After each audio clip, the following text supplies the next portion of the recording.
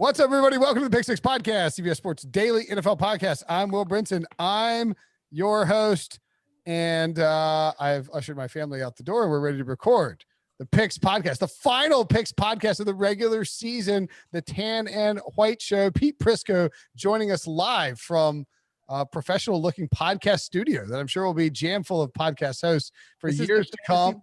This is a fantasy football studio. Oh, okay. I don't watch HQ. I'm just kidding. You watch CBS Sports HQ. The podcast studio that you'll be living in is right around the corner. Also here, RJ White and Kenny White. What's up, fellas? How you doing? Hey, good afternoon. RJ, you don't sound so enthused today. What's the matter? I don't or do? No, RJ doesn't. Oh. I'm fine. What do you want me to do? You want me to dance a jig because I'm number one on this podcast now? Is that what you want me to do? You're not number one. You're not number one. Big jam. Wallace took it in his hands and said, You're still behind me percentage points. Nuh-uh. There you are. RJ's on a heater. RJ's on a heater and he knows it. Wasn't RJ in dead last like week 2 or week 3? Yeah. He stumbled out of the gates. He's a closer. I went 2-3-1 last week. What did you go? Me? 5-2, I think. I don't think you're ahead of me then. I mean, I'm looking at the email. Yeah, here. I'll tell you what. I'll give out the week 16 parlay was a loser. It hadn't hit since we started doing that stupid parlay contest.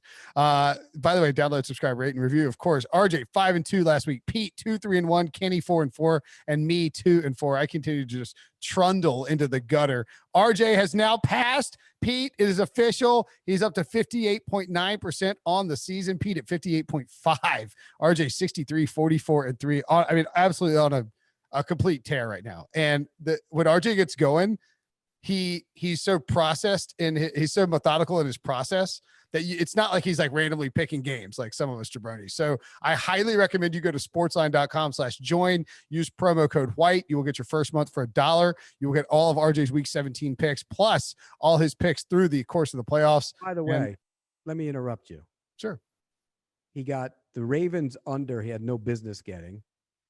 Okay. And because they were on the goal line and fumbled. And I didn't get the over in the Detroit-Tampa game because of 2 missed extra that one's tough. and a missed field goal late in the game. So that's how close we are. So let me ask you, does this record include getting the Jets pick that all the Browns receivers get ruled out for COVID? Because I remember we took a game out because of COVID reasons earlier for Pete.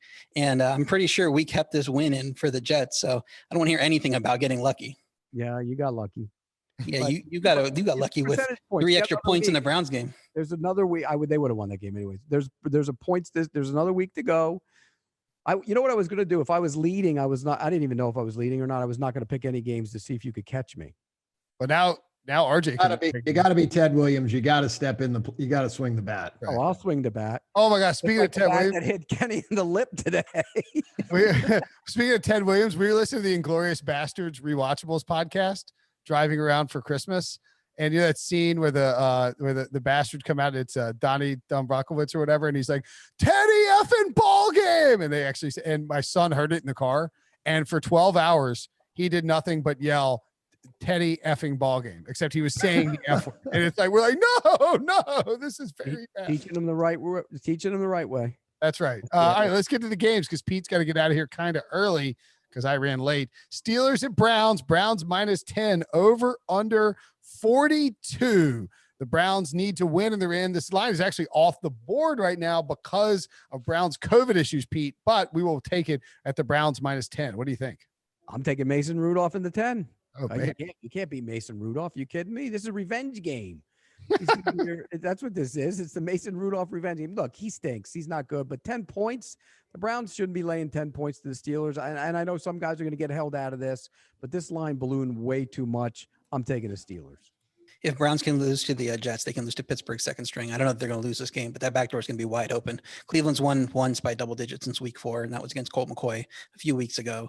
I think Mason Rudolph can keep it close. So I would lean that way too, but it's not a best bet for me.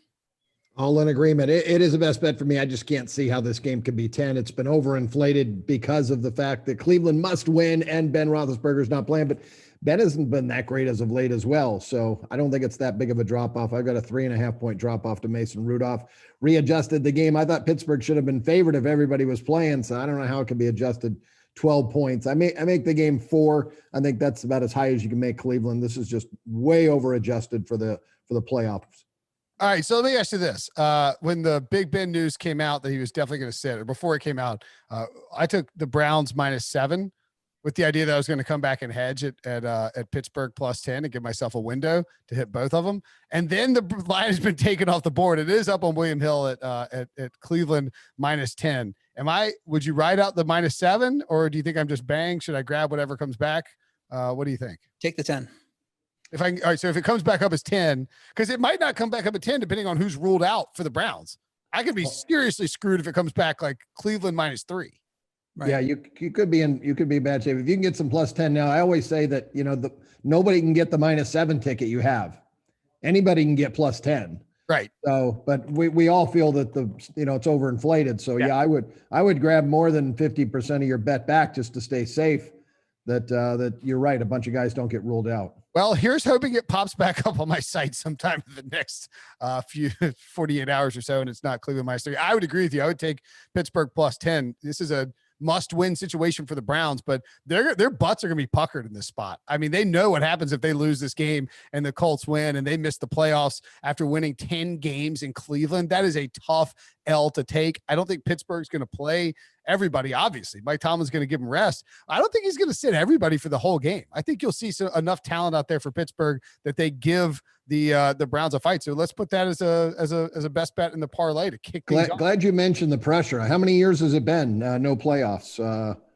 Ridiculous number of years. The pressure is on. There is a lot of pressure on the Cleveland Browns. Yeah, I mean, this is like a Steven Jackson situation. Do you make love to pressure? We're about to find out, Cleveland. All right, next game. Washington -1.5, Pete, against the Eagles, over under 43.5. Look, Washington's a nice story, and they've played really good defense, and I love what that defensive line can do. But I think this is a perfect spot for the Eagles to, get some revenge on a rival and find a way to win this game. I think the Eagles' offense has come alive with Jalen Hurts. They're playing much better. He can escape that pressure and get outside and make plays. So my lean, and it's one of my best bets, is to the Eagles. I just think they're going to win the game outright. I would lean that direction too, Pete. I'm not sure Philly's motivation after getting knocked out in the playoffs a week ago, but I can't lay points with this Washington team. That offense isn't in sync now. I don't trust a hobbled Alex Smith or Taylor Heineke, which looks day in. We're recording this on Wednesday, and it looks like I think he was getting the starter reps in practice, so maybe he's in there.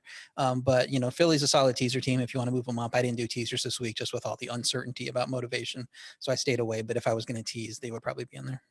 Yeah, I lean to Washington. I don't know what motivation Philadelphia has. It's been such an up and down year, and they're beat up. They've just lost so many players, and it's why they were so bad. A little bit more film on Hurts has gotten defenses to play better. Last week, Dallas just completely shut them down in the second half, and Washington's defense is far better. And I think that another factor that I love in any sport, and I've seen it happen, Dwayne Haskins, releasing him was like the best thing they ever could have done. It's such a wake-up call to everyone else on the roster. If you don't do things the right way, they should have released him last week. They probably would have won the game. But I think everybody will step up. Everybody will play. They need Alex Smith to play because that's a big difference between him and Heineke. But I like him. I think their defense is going to keep them in this game. I think they're going to win the football game. I think they're going to win the division. Yeah, I like Washington -1.5 here, and I would make it one of my best bets because I understand the concerns about Taylor Heineke, and I understand that Washington is a nice story and all that, but Jalen Hurts has fumbling issues, and he has, if you don't protect him, he's going to cough the ball up and turn the ball over. And I think that this Washington defense understands what's at stake, obviously. And they know that they're the ones who are going to have to put this team over the top. It's not going to be the offense, but they have Antonio Gibson back. He should be able to run if Fletcher Cox is missing. I can't imagine why they would play him if they're out of the playoffs. And you can throw on this team. Terry McLaurin should be back in this game. I like Washington -1.5. Clearly you prefer him getting points, but 1.5 is fairly negligible. I agree with Kenny though. I think the under is a pretty good spot as well. Titans -7.5 at the Texans, over under 56.5, Pete. I'm going to take the Texans here. And I know after what happened with the Bengals last week, you say, why? Because it's a division game. I think they know each other very well. The Titans are playing consecutive road games. They were terrible last week at Green Bay. They can't rush the passer. Deshaun Watson might throw for 450 yards in this game. And if you're going to give me You're not concerned about his hand at all? No. And Okay. if you give me more than a touchdown, I'm taking it. So I'm taking the Texans plus the 7.5.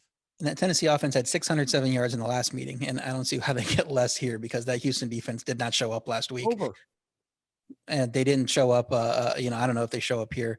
So yeah, I wanted to love the Texans too, but I took them last week thinking that they would play hard, and they did not, especially on defense. So I'm staying away from them. I would lean to the over, even at 56.5. I think Tennessee gets into the 40s here, even with that high total. And you're right, there's no pass rush, so Watson can do his end of the bargain to push this one over as well.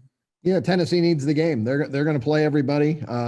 Over's the play for me. Both defenses really weak, and yeah, we just saw Houston give up 37 to Cincinnati, who's had to struggle scoring, and now Tennessee off that Monday night game, I think, will be a little ready to go here. They'll be a little upset with themselves the way they played in that game. So no excuses. I think they end the season on a big win over Houston.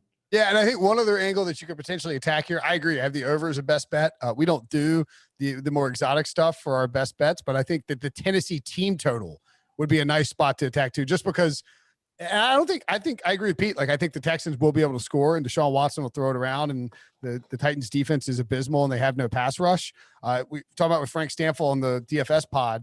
Derrick Henry with the bring back of Deshaun Watson and Brandon Cooks is a really nice stack because that's how the game script's probably going to play out. Last year in this exact same spot with Tennessee needing a win to get into the playoffs, Derrick Henry carried the ball 32 times against Houston for 211 yards and 3 touchdowns. Their run defense stinks. It doesn't really matter that J.J. Watt is giving out motivational speeches. They still stink, and he is still going to get loose. So I say you take the over in this spot. Do we want to make that a best bet?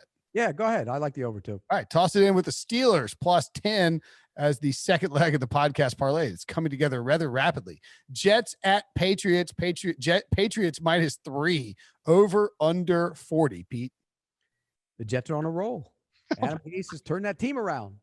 No, he hasn't turned them around, but they're playing better, and they're playing better because their offensive line is playing much better. I think they're going to be able to move the ball against the Patriots. I think they win this game outright. I think when you look at what the Patriots are right now as a team, they're dreadful on offense. 1 touchdown in the last 3 games. It's pathetic. Cam Newton, even when guys are open, and they're not open a lot, when they're open, he can't hit them. So I'm going to take the Jets here. I think they win this game outright. Yeah, they just caught 2 teams looking ahead and got 2 wins off of it. They can't do that a third time in a row because there's nothing to look ahead toward except for the offseason. But that might actually apply here because New England looks ready for the season to be over against Buffalo. It's a short week now. I don't know if they show up here. I would lean to the Jets as well. That Jets D ranks 5th in yards per rush, 9th in DVOA. We know that's what the Patriots want to do is run the ball, and they actually have a better overall in DVOA than the Patriots defense. So the Jets having a better defense than the Patriots isn't something I thought I'd see this year, but that's what's happened. Buffalo had no problem throwing it on New England with Gilmore out. Darnold's not Allen, but he should be able to score some points. So I would lean to the Jets, but I don't love it. One of these who knows who shows up type of motivation game. So I'm just going to stay away. Well, I'm on Jets and under in the game. The New England offense has just been putrid. 24 points the last 3 weeks, and the Jets defense actually stepped up last week, played really well. The last couple of weeks they played really well. Stopping Chubb last week was amazing. Didn't think they could do it, but they did. They are playing well. They've won 2 games. That's confidence. I didn't know if they could do it. I didn't think they could beat Cleveland, but they've got a lot of confidence right now. They've been beaten up by the Patriots forever. And New England, I said last week on Monday night, I thought, I don't know who's going to, if they're going to show up. This team, they hear it from, most players don't like Belichick. They don't because he works everybody so damn hard. And it's one thing they all have in common. They all can't stand the man because he works them so damn hard. So, you're not going to listen now. There's no playoffs. So why would they listen? They didn't even show up. When the entire league was watching them play, they didn't even show up. I think we're going to see more of Jarrett Stidham, and that's even a drop from Cam Newton. So I think the Jets win this game straight up, and it stays under. wow, yeah, under seems like a good play. Although neither defense is particularly good. That would be my only concern. I don't have a best bet here. I do have a question though, Pete. I'll let you answer really quickly. Would the Patriots trade their entire wide receiver room right now for Alabama's wide receiver room? Oh, in a heartbeat. Right? They would, right? Absolutely. Yeah. Like you lose your whole depth at wide receiver, but you Jalen get Alabama. Waddle's coming off an ACL surgery. So, but still, yes, they would. I mean, like Jacoby Myers wasn't even the best wide receiver at NC State, and he's supposed to be the best wide receiver in New England. I mean, that's a problem.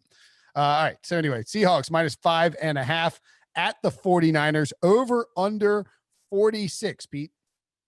Yeah, and this is just one of those games where I feel the division rival is going to show up and play hard.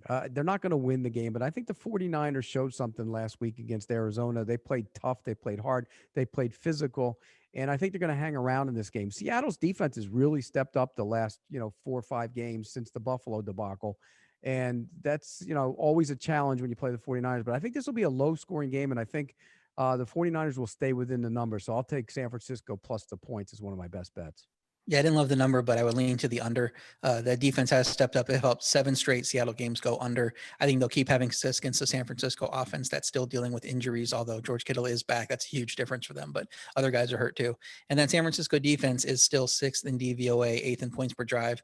Seahawks have gotten conservative on offense in the second half for some reason. I don't know why they open it up here. So yeah, I would agree, low scoring game. Number's probably a little too high, but I don't want to trust the 49ers with nothing to play for. So I will just lean to the under.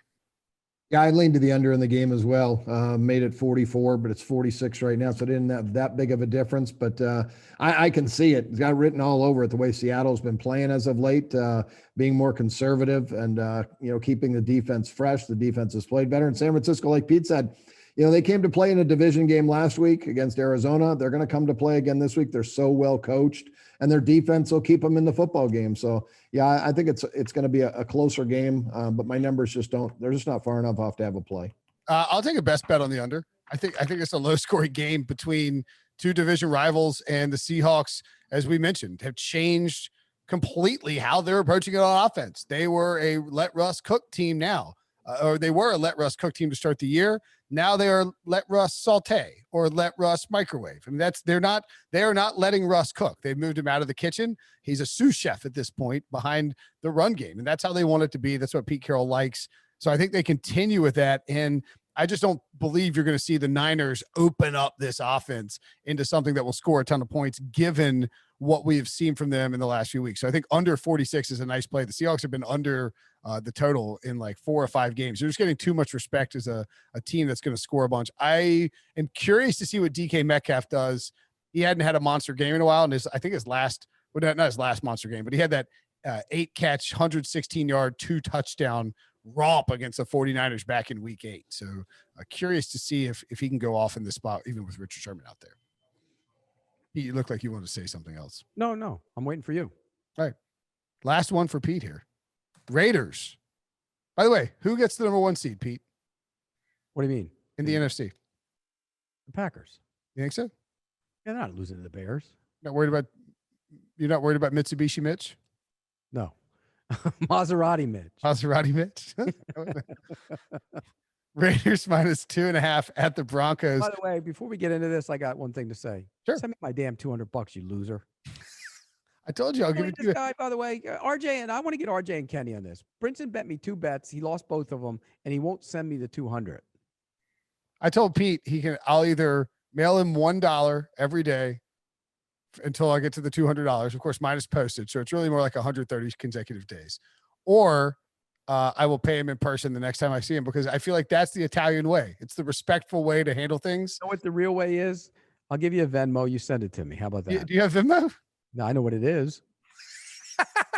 Are we taking bets on whether Brinson can do something that he needs to do by schedule 130 days in a row? Because I don't care what the odds are. I will take the no. I'd rather pay Pete $500 than be required to mail $1. He knew we had to go early on this podcast, and he went downstairs, and he was 5, 6, 7 minutes late. That sounds great. Anyway, I'll get you money. Raiders minus 2.5 at the Broncos. Over under 50.5, Pete. A lot of points coming. And I was wrong last week. I thought there'd be a ton of points in the game, the Chargers-Broncos game, and it wasn't. It never happened. But this one's going to be different. These guys are playing for nothing.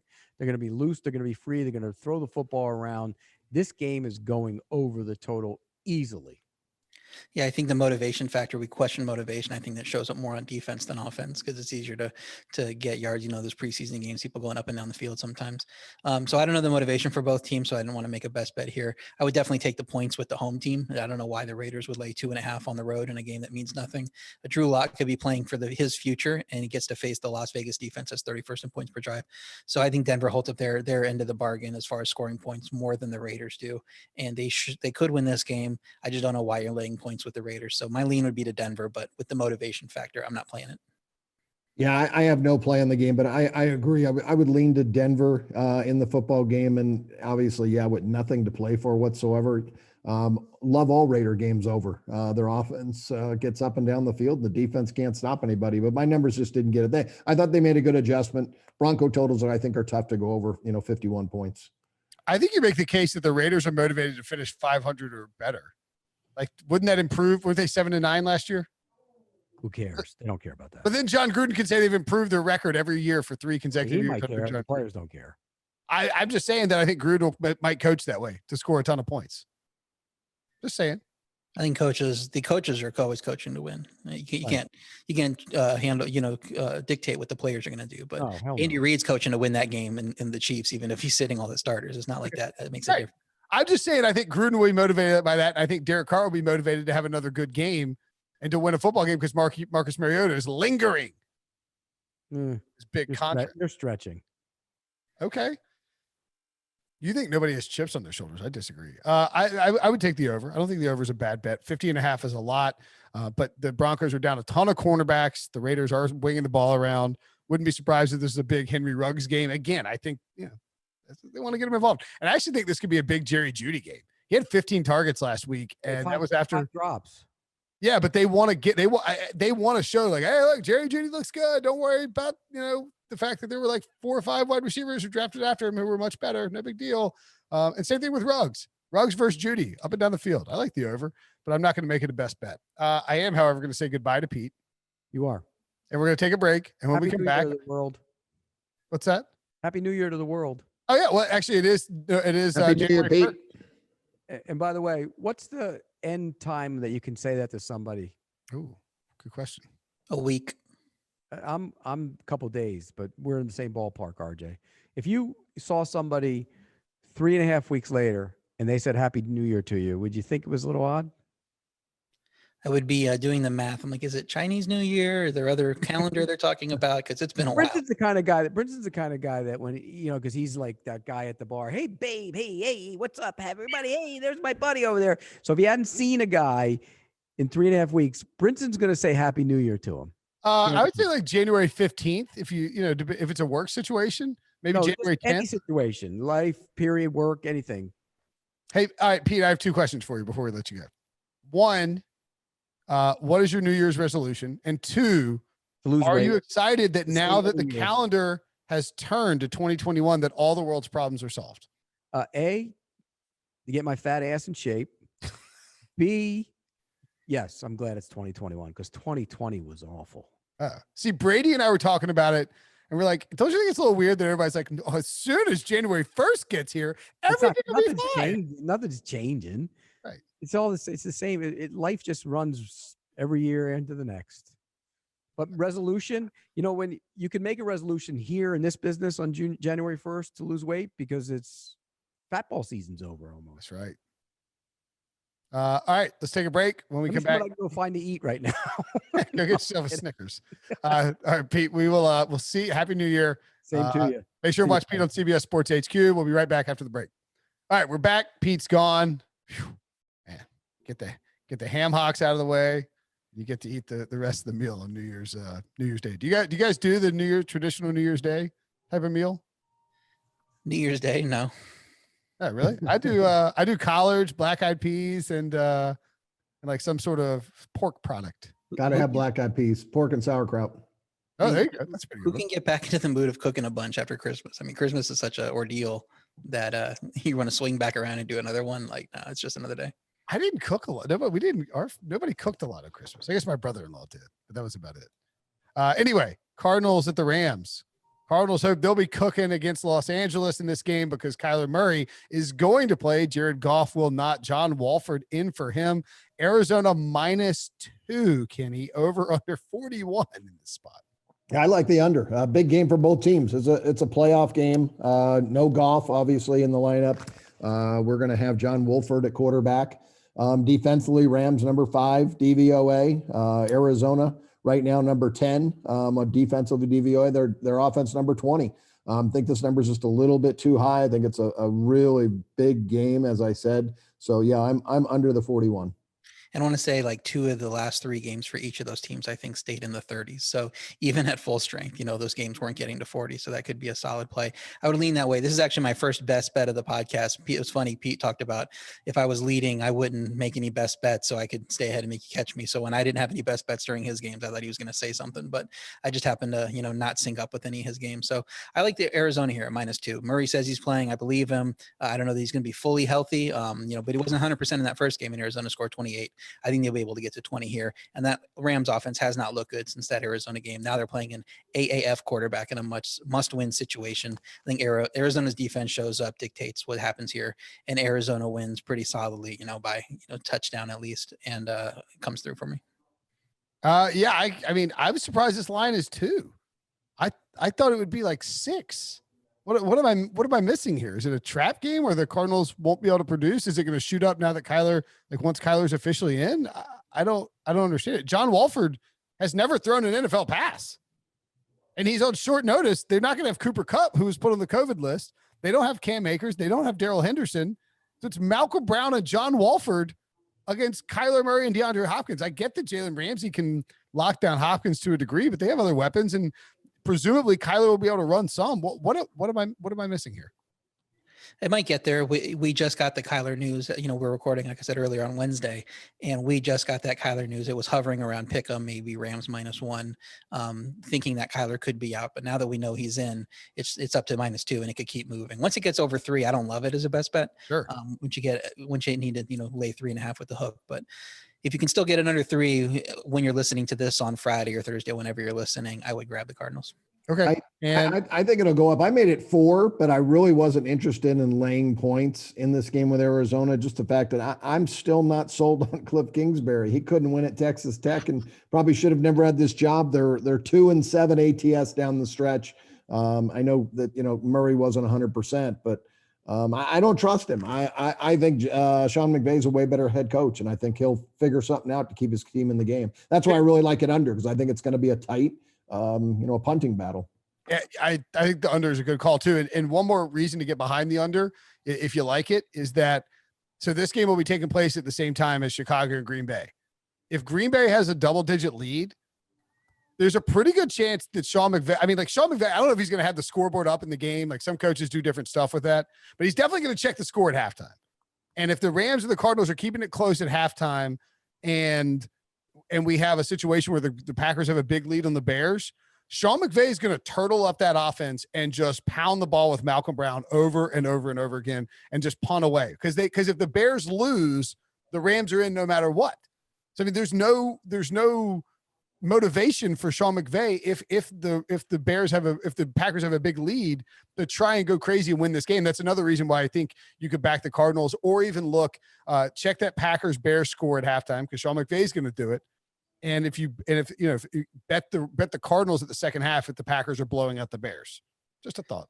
I disagree with that one. I mean, if whatever the score is in the first half, the other team can match it in the second half. You're talking about halfway through the game. So Sure, I don't think you can just assume that you're good to go and check the box. Because what if the disaster happens and the Bears score 4 touchdowns in the second half, and all of a sudden you thought you were playing it safe and you're out of the playoffs. So Okay. I don't know that he's going to change anything. Maybe he eyes it in the fourth quarter, an assistant and tells him, and you can think about it there. But I wouldn't put too much stock in what happens at halftime. I mean, if you were a head coach, would you be asking for updates on that game? I would. No, I'd be worried about my game. I would be asking for it. Give me an update every 5 minutes. It's hard enough to win one game in the NFL each week. I'm not going to try to win 2 and worry about somebody else's game. You're just checking the score. It's another factor that goes in. Be like, don't tell me you handle the defense. Don't tell me about defense. Tell me the score of the Bears game. I mean, all right. I like the Cardinals. I think the Cardinals in the under are fine. It's up to 3 at William Hill, by the way, now. So you're fine with 3. Anything more, you don't want it? Yeah, once it gets to 3.5, it's not a best bet anymore. It's -3, -105. So in theory, if you were willing to pay juice, you could get it 2.5. Dolphins at the Bills. Bills -2, over under 44.5. We have seen Sean McDermott be rather coy about how he intends to handle his starters. Traditionally speaking, I feel like he rests guys, and that's sort of the Andy Reid way. That's where he comes from. Replaced Jim Jackson there as defensive coordinator before joining up with Ron Rivera. So certainly that could lead you to think the Dolphins are a good bet here, Kenny. I like the Dolphins and under just for the fact there's no way. How can you play anybody in this football game? You just can't do it. They coming off a great game against New England, and even if they did, I think it's a letdown. They hammered the Patriots. They're the first team in 20 years to beat the Patriots in both games in the regular season, which was an amazing feat. So they've been playing great, but how many weeks in a row can you play that great? They're playing their A game every week, and they are getting better defensively, but I have a feeling they're going to rest quite a few guys. Miami needs the game. Their defense is good. Miami's defense is good to keep this game low scoring. I'm taking 2 at the team that needs to win the game, and I just don't think Allen plays. Yeah, the market doesn't expect Buffalo to go all out either. They expect they're going to rest their players. Otherwise, this line would be 7, at least with how the Buffalo's been playing right now. I can't see the Buffalo offense scoring a bunch with Barkley at quarterback against a pretty good defense. But I think their defense will play well. It's played well in the second half. Miami's offense has been inconsistent. I think it's probably a good underplay if you can get it around 40. We have a 44.5 is what we see in the market right now, but I know it's not available everywhere. So if it gets to Friday and you guys are listening to this and is down to 41, jump off of that under. But I think 44.5, if you're getting around that number, it's a pretty decent underplay, but I'm going to stay away. Yeah, I don't mind the under in that spot either. And I would lean towards the Dolphins, I think, as well. The one thing I would be a little cautious of is that Buffalo, they've got an exception going where they're going to be allowed to have fans in their home playoff games. And they're going to test them beforehand. There's going to be a limited number, but it's like through like government orders, they're going to give them that exception. And I think that might matter to the Bills to have those 2 home playoff games. You generate some more revenue too. Not like football teams need it, but you get those rowdy fans in there in Buffalo. I think, for the team that won the AFC East for the first time in forever, I don't know. I think that kind of matters to him. So I could see a situation where Josh Allen plays a half, but one thing, Stephon Diggs, who's nursing sort of a foot injury and has battled through it and played really well. They also think they want him to be the league leader in receiving yards this year after trading for him. But then also Cole Beasley got hurt in the fourth quarter of that Patriots game in a meaningless blowout. And so that may have Sean McDermott a little bit spooked about bringing guys back. So I think this is one that you almost have to watch the injury report for before you really get in on it. And it's, if it moves 3 points, it's still, we're talking about Dolphins -1. I mean, you're kind of expecting them to win, not to lose by 1 or 2 when you're taking them. So probably stay away from me, but I could see Dolphins in the under as bets there. I just read it, and when you said that, I thought when I first read it, I thought it said the Bills are either number 2 or 3 seed. So I'm thinking they got a home game no matter what. But you're right. If they're the 3 seed, they play on the road the second week. Yep. So yeah, if they want that 2 seed. I think now it completely changes my thought process about the game. Maybe not the under, but I'm not as happy about the Dolphins in this situation. They've struggled too much on offense. And 50% chance of snow up in Buffalo, which I don't know if you know, it is not a typical forecast for Miami. And they usually get wind. Yeah, no, you're right. You feel free to, you can take the Dolphins off if you want to, Kenny. Yeah, no, take the Dolphins off. I didn't think the Bills had anything to play for. I think Josh Allen could play in this game. If I'm the Bills, I want to win. I want to be the 2 seed. I want to play this. I want to play the 7 seed, and then I want to play at home the next week. Well, and let's not forget too, RJ, that if you're the 2 seed, do you know what that guarantees you? No Chiefs until the AFC title game. That means you don't have to go to Kansas City in the divisional round. Well, a couple of things. If they're the 3 seed, they might get a home playoff game in the next round also, because nobody thinks that Pittsburgh is going to just roll over whoever they play. They were been MIA for 4 weeks until the second half of that last game. So I don't know that Pittsburgh just going to come and blow out. These are all good wildcard teams too. We can have an 11-5 team left out of the playoffs. So it's not like you're Pittsburgh, just whoever's the 2 seed or 3 seed is going to just play a pushover.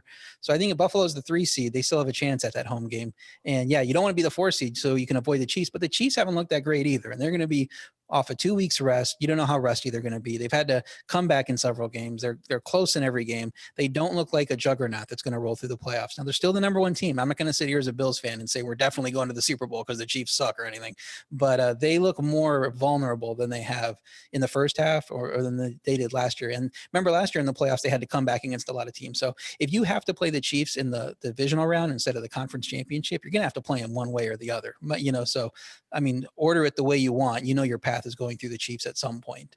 So if you have to do it in that divisional round, fine, but I think Buffalo, this team's just playing so well. Just focus on what you can control and get everybody rested. And I just think it's such a big benefit to have that rest going into the playoffs here. Yeah, I would push back on that a little bit by just saying that the longer you wait to play the Chiefs, the more like the better chance you don't have to play the Chiefs. Somebody else could upend the Chiefs, and all of a sudden you host the AFC Championship game. So I think I agree with you. I think the rest is really important. I don't think that they'll press these guys too hard, but I think we could see Josh Allen and the starters, guys who are healthy, play for the first half. Probably not going to win the MVP or anything. I think it would take a monster effort to upend, and Aaron Rodgers falling apart. But I don't know. I think there's a little motivation there to get the 2 seed. Anyway. And you obviously would love to be 2 instead of 4. I'm just saying you weigh that against the benefit of having rest and making sure you can't fall to 4. They can only fall to 3, right?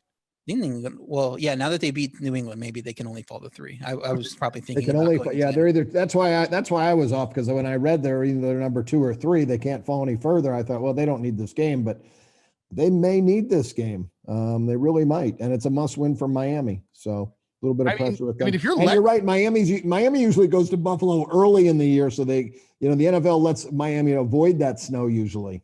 Yeah. So if Miami wins and Pittsburgh beats the Browns, the Steelers would be the 2 seed and the Bills would be the 3 seed. But no matter what Tennessee does, they cannot, because the best they can do is 11-5. The worst Buffalo could be is 12-4. Mm-hmm. Yeah. And obviously the Bills have the tiebreaker over the Steelers. So if they both lose, they're in good shape. So there may be a little bit of scoreboard watching there too, if they decide to play Josh Allen. I don't think Josh Allen's nuclear hot right now. Do you need to rest Josh Allen? You need to make sure he doesn't get hurt. Sure, who's hurting that guy? Yeah, anybody can get hurt at any time. Say that about Cam Newton, and then how many years, he missed a whole year. And No, I know. I agree. It's also one of those where if they decide to play Josh Allen and he gets hurt, there's going to be some blowback, to say the least, from fans, the media, ownership, everybody. I should have been celebrating that New England win when Bills are thrashing New England. This is a new dawn, a new day. This is everything I want to see. All I'm thinking is take these guys out of the game. Do not let anybody get hurt. That's all I care about is January right now. Cole Beasley's he's an important player. They let him get hurt. Vikings -7 at the Lions, over under 54.5. Wish we were 44.5. Kenny, what do you think about this game between 2 NFC North also Rams? Well, I don't think Matthew Stafford plays, obviously, because of the injuries and that he's gone through, and he's banged up. But Minnesota now completely out. Dalvin Cook, our condolences to the family, losing his father unexpectedly. Is that what it was? I didn't see that. Yeah, his father passed away unexpectedly, so it's kind of damaging news, and it's so unexpected. I just can't see Minnesota showing up in this game, even though it's a division game. The defense has been bad all year. They seem to continue to get worse each week. Even with a backup quarterback, Chase Daniels, I think Daniels can do something here. I know Detroit looked just so bad. But how can Minnesota be 7 over anybody? I really don't think they can be 7 over anybody right now. This is just a play that 2 division teams going to go head to head. And I think Detroit plays the game harder than Minnesota does this weekend. That's just my hunch on that. And Minnesota's defense has been terrible overall, but they're solid versus the pass, especially in the second half. They really couldn't get the personnel that they wanted on the field for the first 5 or 6 weeks. And then they suffered another injury. It just seems like everybody gets hurt, but they've had little stretches where they played pretty decently against the pass, and Zimmer's gotten coached up. And if they're played decently here, and Detroit isn't a good rush offense, that I don't know that Detroit scores a ton of points with their backup quarterback, especially if Stafford could go out there and play, but he might not play the full 60 minutes. And if he doesn't play the full 60 minutes, I don't know how this game gets to 55. So my best bet's the under 54.5. I think the Minnesota offense can score a bunch of points if it wants, but second half of a blowout, I mean, no motivation. I think that'll slow down the scoring. Could be a 34-10 game, could be that type of thing. Or it could be, Lions competitive and it's a low scoring game. Either way, I think it's going under. Yeah, I would lean towards both of the sides you guys have. I don't have a best bet on this one. I don't think I don't want to mess with it. No Dalvin Cook. That is awful news. I hadn't heard that until just now. And why would you put Matthew Stafford out there? I mean, there's a decent chance they're trading him this offseason, or finding him a new home one way or the other. Don't put him out there, let him get hurt. He fails his physical, and you can't do that. So you roll out the backups. Kenny Golladay won't play again for the 10th straight week because he's ready to test free agency. There's, these Lions team is playing hard for Darrell Bevel, but they're just overmatched, and we saw that against Tampa Bay. So I don't love any side of this game whatsoever. Chargers. I didn't check to see. Remember that Tampa Bay game? They had 4 or 5 coaches that were out because of COVID. They were not at the stadium, and they were using a rookie offensive coordinator who'd never been a coordinator to call plays, and a rookie defensive coordinator who never called plays. So they were completely overmatched in that one because of that fact. In hindsight, the Bucs were a really good bet. Yes. Like in hindsight, the Bucs were an absolute smash. Chargers at the Chiefs. Chargers -3.5, over under 44. Kenny, we will not have Andy Reid announce Patrick Mahomes in this game. He has announced that? He has said that no Patrick Mahomes in this game. Yeah. Why would he play any stars? I went and took 15 points off their offense, players who I thought would be out. Well, I got 9 points for Mahomes.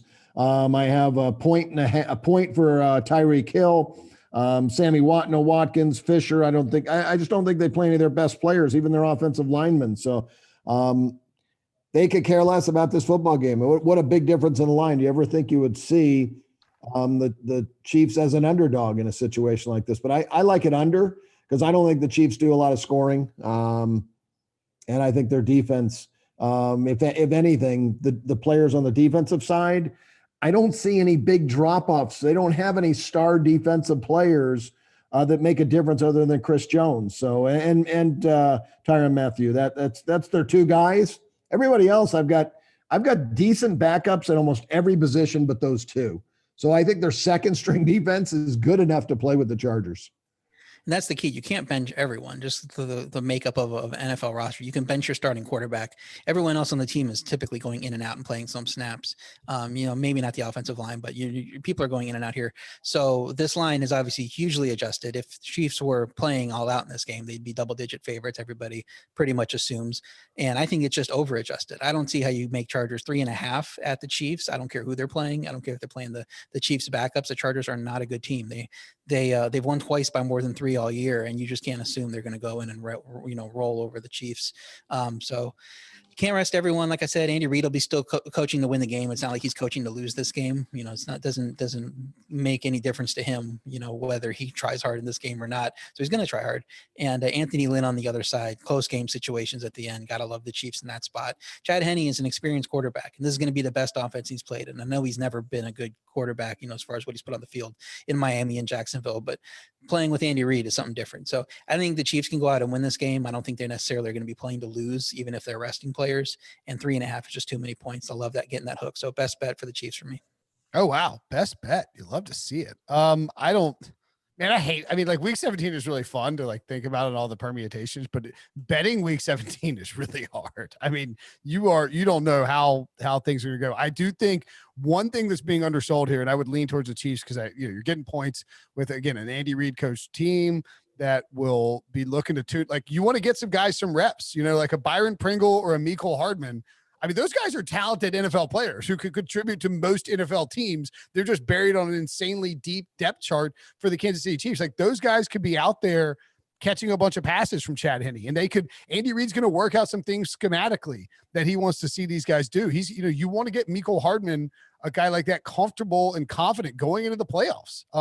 So maybe he wants to just put up a number for Travis Kelce that breaks the record for catches and yardage by a tight end in NFL history. I mean, the Chargers are going to be missing potentially Keenan Allen. I think Austin Eckler might be a little banged up. Why would the Chargers play anybody? You got nothing to lose here. I mean, Anthony Lynn wants to pad his stats and help, keep his job. But if Keenan Allen's hurt, you don't play him here and risk further injury. So I think that it's probably one of those it's an over calculation based on Patrick Mahomes being pulled out of the game. I think under is probably a pretty good play too, because the Chargers love to screw things up in the red zone. All right, we're gonna take one more break. Say goodbye to Kenny. Kenny, Happy New Year. Yes, Happy New Year, guys. See ya. We'll be back after the break. All right, home stretch for the regular season. RJ White, the nuclear RJ White, hanging around till the end. I'm so hot they had to get away from me. Everybody left. I do like the idea that you walked Pete down. How many? Let's see. So Pete's going to close with 6 best bets. You each have 6. Is there any overlap on those? No, I actually had none when we had him on. That's what I made a comment as we came back from break that I thought he was going to say something, because every time I was like, I lean. I thought he was going to think that I just went 0 and you have to come past me. But it just happened to line up where I liked all the games that he didn't. Interesting. Well, I would rather ride you than Pete at this point. And I did you heard me when I was talking earlier. I was almost exclusively on the sides that he was on. I would have made a pick the way that he did if I made it a best bet. I just had questions about motivation and other things that I stayed away from it. Do you think there's a bigger edge in week 17, or is it tougher to handicap?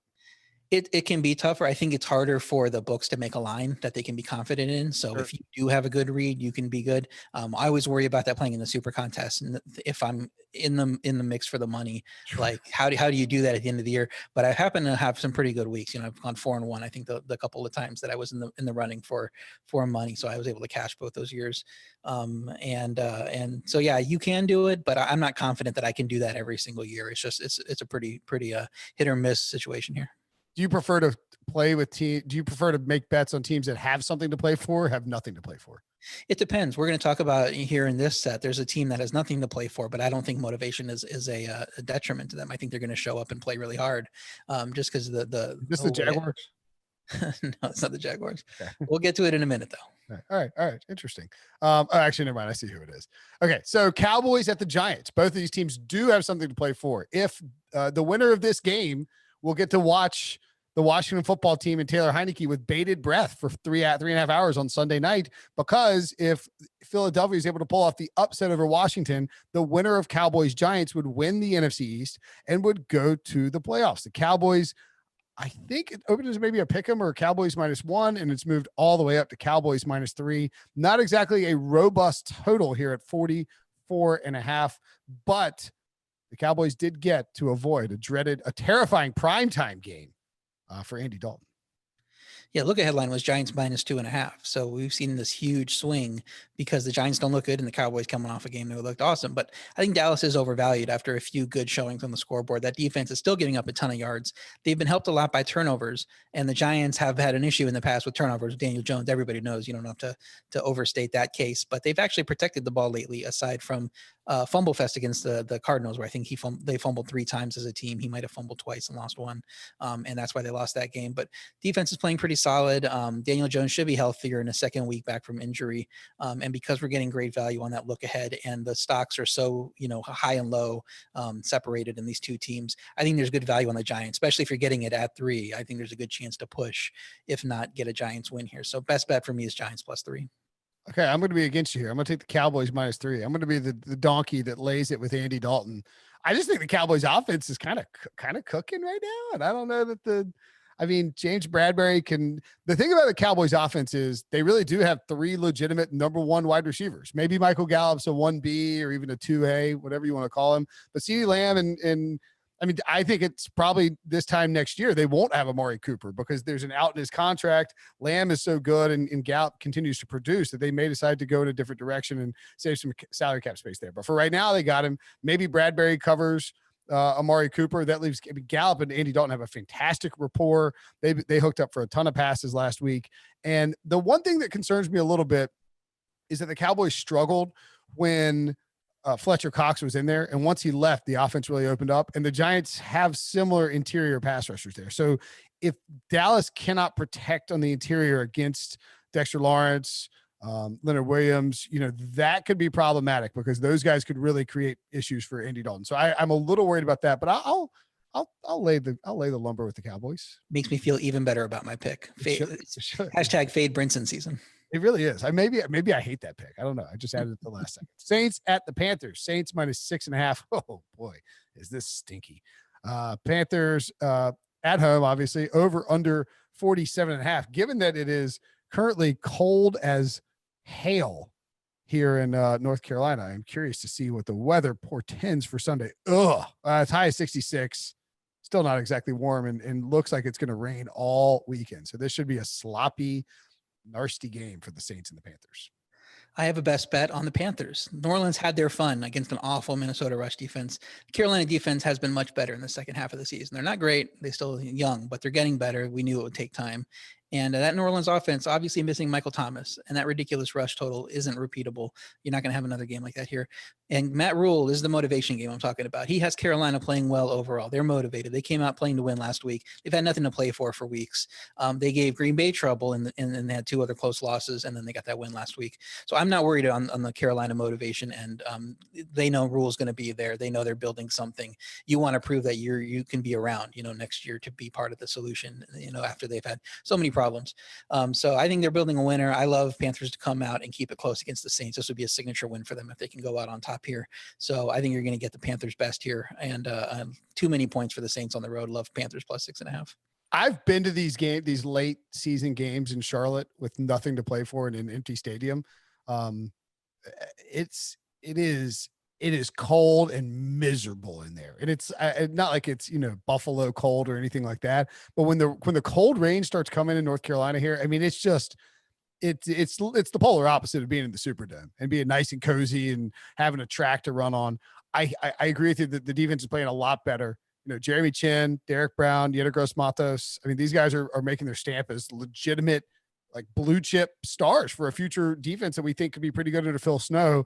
And Carolina's played hard. I don't think they'll give up here. I wouldn't be surprised either if Sean Payton does some scoreboard watching. And I mean, Drew Brees has some busted up ribs. Alvin Kamara, you need him to be healthy. So if you get any kind of a lead or, Carolina, I don't know if you're checking the score at halftime again, and you're locked into one of the top couple of seeds. If for some reason the Packers were just bludgeoning the Bears, I think you could see Sean Payton wave the white flag and just get out of Dodge with minimal injury. So that would be another reason to take the Panthers. I'm trying to think, let me do the math real quick. So let's say the Packers win, the Panthers win, and the Seahawks win. Yep. That means, do you think the Saints are concerned about falling to the 3 seed at all? Yeah, I mean, I don't think you can kind of game out who you're going to play aside from, even now 6, 7, 8, I guess, because the team is going to get eliminated.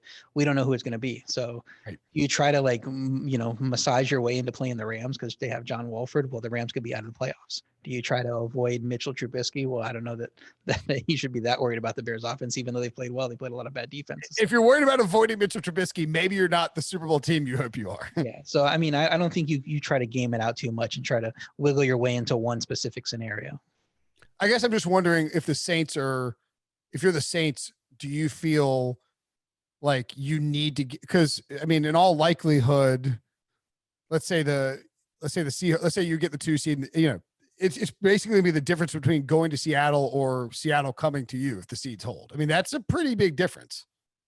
You always love to play at home if you can. If you can just mark your choice down and say, this is what I want to take the higher seed, but it's all a trade-off. Do you risk guys getting hurt? Do you risk, do you take extra rest because we don't get a bye now if you're the 2 seed? So you take your rest this week. It's just, you have to balance all these things and figure out what's best for your team moving forward. Okay. The Bills and the Saints are really interesting to watch if they come out and try and play full force and still struggle. Cause I think the Panthers and the Dolphins are difficult matchups for them. I'm curious to see how those teams in the 2 and 3 spots play it. I think Seattle will. The Saints could still get the 1 seed though. Yeah, they could, if everything breaks right. But it's a little bit different situation because Pittsburgh's already said they're resting people. So if you're Buffalo, that's the team you're competing with. You can feel fine resting people, knowing or you play a half and just see if whatever. You can, yeah. If you're on the other side in the NFC, everybody's playing all out. So you kind of might feel you have to do it too. Yeah.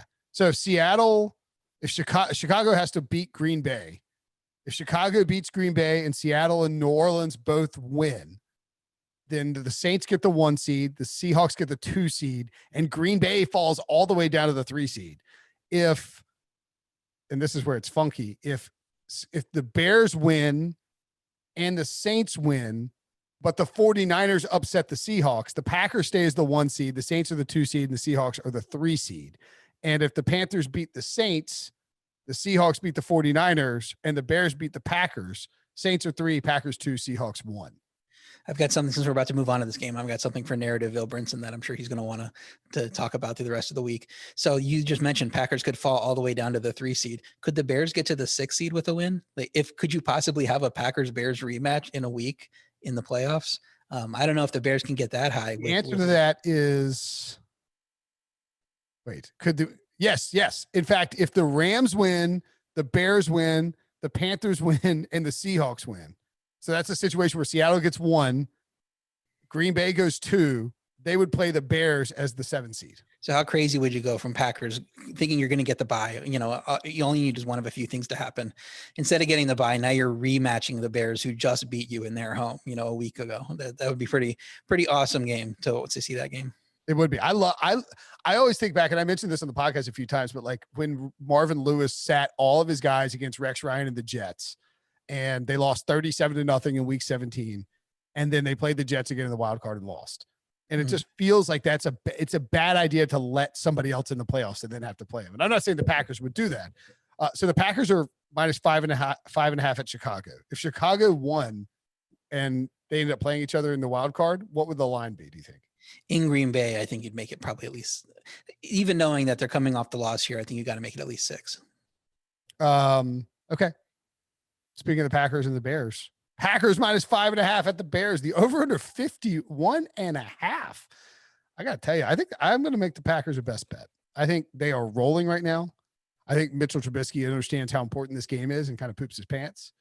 And it's not really a great matchup for the Bears because Jair Alexander is playing fantastic football, and he'll I guess they can move Allen Robinson around, but you think he'll see plenty of Alexander.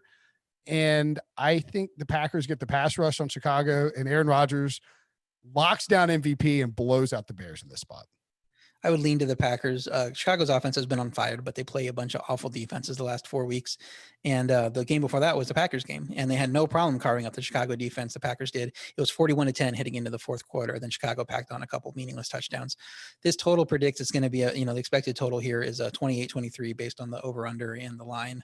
I think Green Bay gets over 30 for the 6th time in 7th week. So that's another reason why I like the Packers. I don't think Chicago's an awful team. I'm not going to say Packers are going to blow them out. I just think Green Bay is too good right now to be stopped. So this line seems fair. I would still lean to the Packers though. Okay. Yeah. Packers are a best bet for me. 2 more games left. 3 more games left. Ravens at the Bengals. Ravens minus 13 over under 44.5. The Ravens need to win this game to get in the playoffs. And I have an inkling they might do that. Yeah, since he's been feisty to close out the season, 2 straight wins, but Baltimore's D is a step up from whatever Houston did last week. I don't even know if you can call that a defense. That Baltimore run offense has looked unstoppable lately. It could be another 27-3 type of game. This is what the final was earlier in the year. But with Brandon Allen playing well last week, I think this game can get to the over. I would lean to the over. If one side of your ball is going to pack it in and it's going to affect the score, I think it's more likely to be the defense as far as motivation goes. So I think Baltimore could get to 40 in this game if they need to. So I would lean to the over, but I don't love it. Just hard to know what to expect from Cincy in this game. Okay.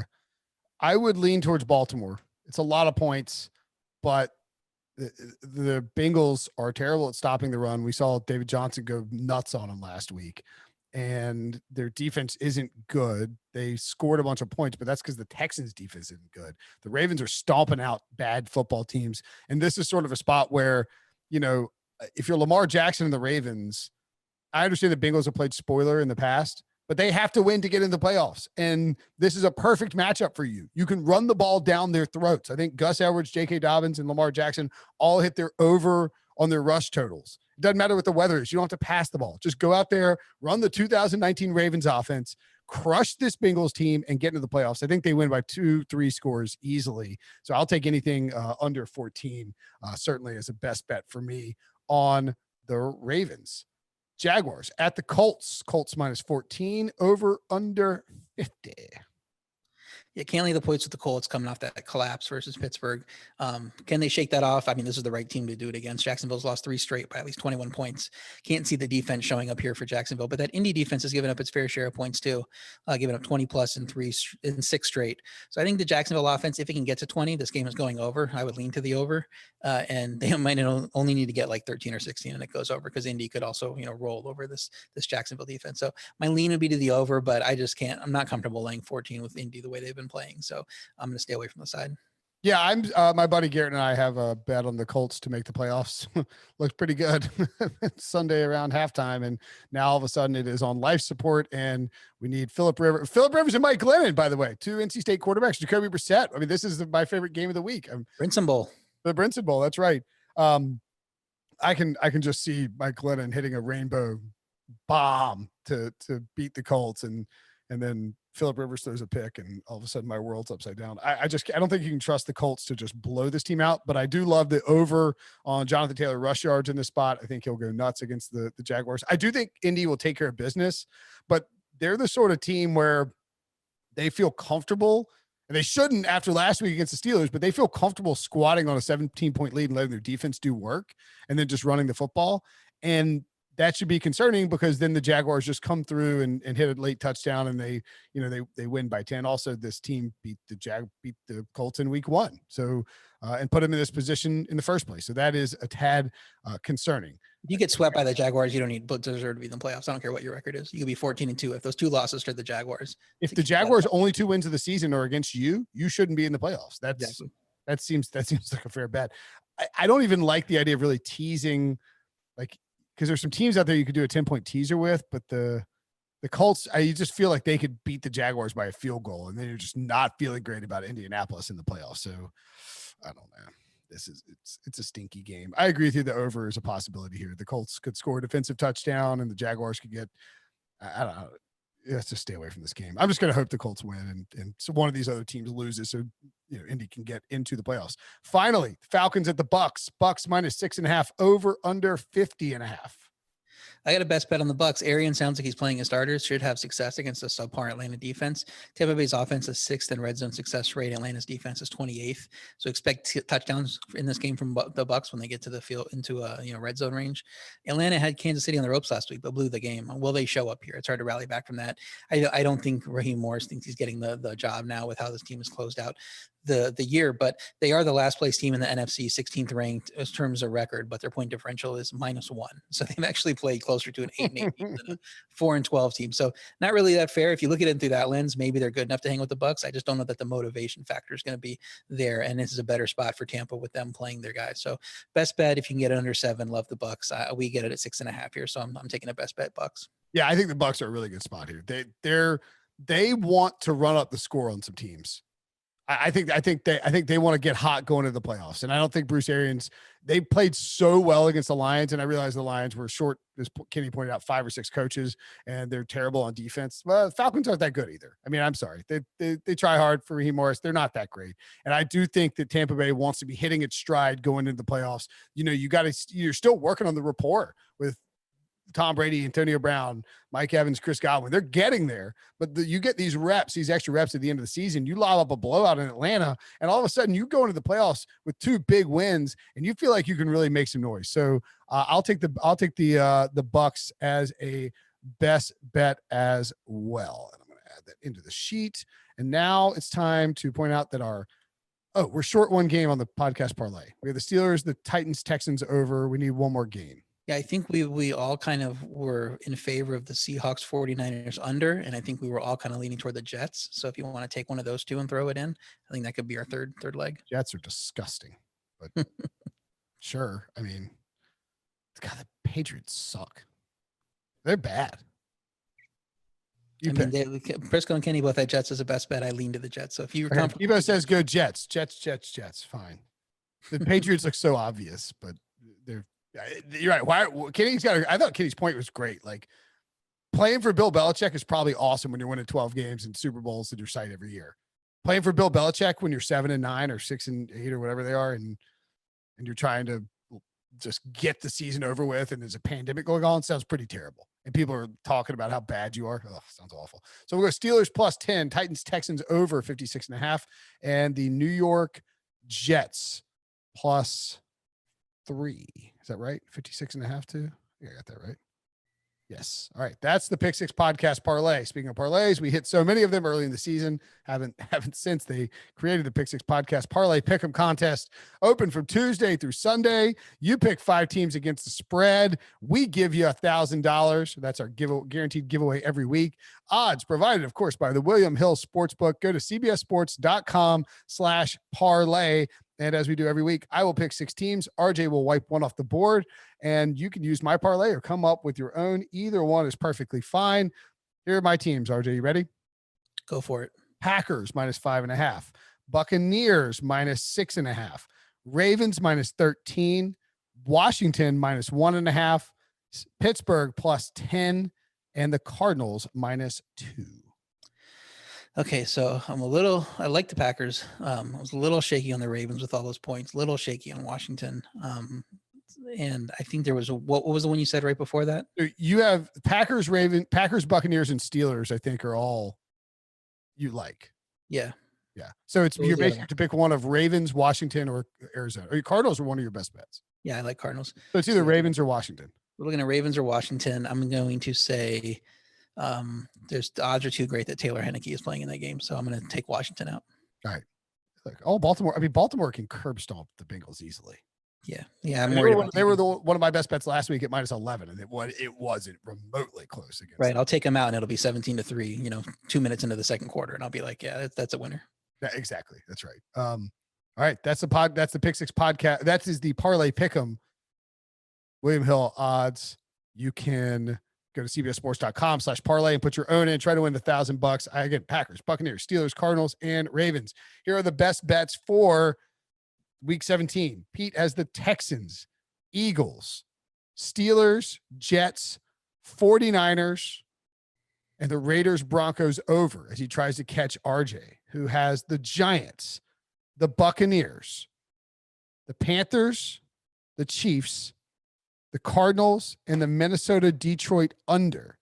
Kenny White sitting on a big old pile of picks as he makes it run too. Dolphins-Bills under, Steelers, Jets-Patriots under, Lions, Texans-Titans over, Cardinals-Rams under, Chargers-Chiefs under, Washington-Eagles under. That's a lot of unders for Kenny. I think could be an under week. Yeah, you like to go unders in the divisional rematch games. It's harder to gauge that with the motivation here. So I did like a few overs because I think some defenses might give up in some of these games, and some offensive guys want to put some numbers on the board heading into the offseason. So I was a little more leaning to the overs, even knowing that divisional rematches you kind of want to go unders. But Kenny's right in that trend. Okay, I've got the Buccaneers, the Ravens, the Packers. The Cowboys. What could go wrong with that? The Washington football team. And was that it? Sorry, I'm double checking to make sure I didn't miss one. Oh, the under in Seahawks 49ers and the over in Titans-Texans. All right, I kind of like those. Under Seahawks 49ers, over Titans-Texans. I like both of those. All right, that's it. That's the show. First show of 2021. How does 2021 feel to you, RJ? Different than normal? Yeah, it feels very different, which I can gauge now because this is Wednesday when we're recording this and it doesn't start for another 2 days. So I can definitely tell you from firsthand experience, 2021 is way different so far. Some podcast hosts are good at organizing and, talking and being coherent and not going on tangents, and others can go to the future. So you tell me, what do you want? Somebody who can time travel or somebody who's good at their job? I don't know, RJ. You tell me. Just kidding. Thanks as always for doing this, buddy. Really appreciate you. Happy holidays. And let's close out the week. I hope you beat Pete. I hope Pete loses to you. Be playoff time next week, buddy.